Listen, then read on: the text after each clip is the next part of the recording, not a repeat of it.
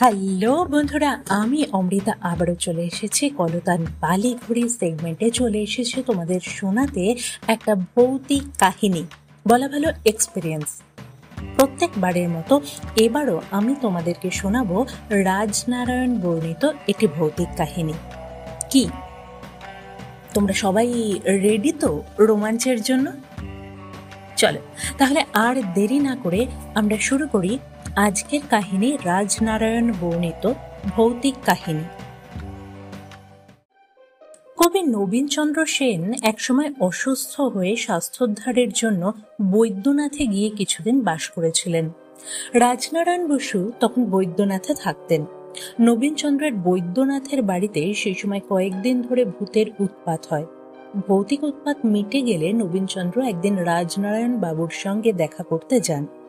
সেদিন সেই ভৌতিক প্রসঙ্গ নিয়ে তাদের উভয়ের মধ্যে যে কথাবার্তা হয়েছিল সে সম্বন্ধে নবীনচন্দ্র তার আমার জীবন নামক আত্মজীবনীতে এইরূপ লিখে গেছেন।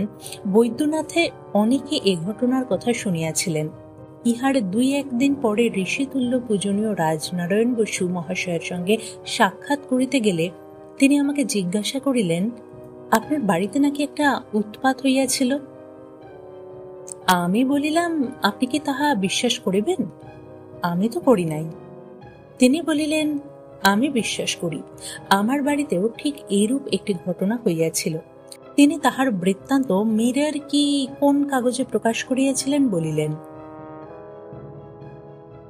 ঘটনাটি এইরূপ, তাহার জ্যেষ্ঠ পুত্র ও একজন আত্মীয় বড় বন্ধু ছিলেন।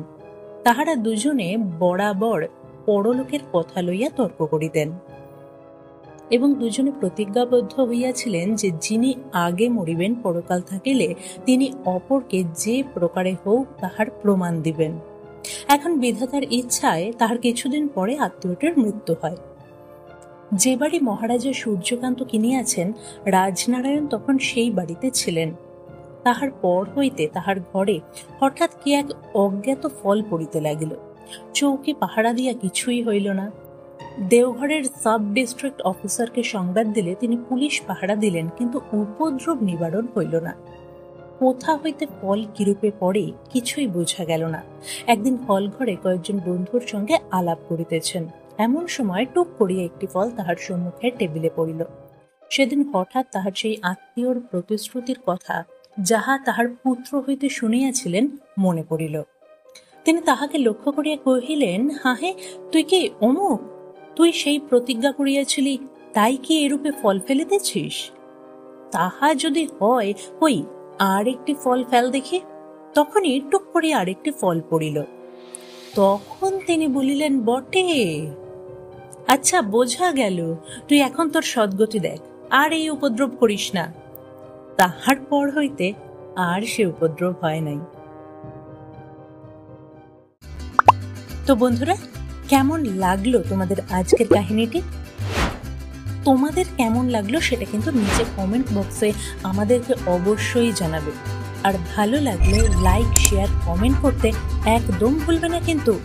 আজকের মতো চলি তাহলে, টাটা।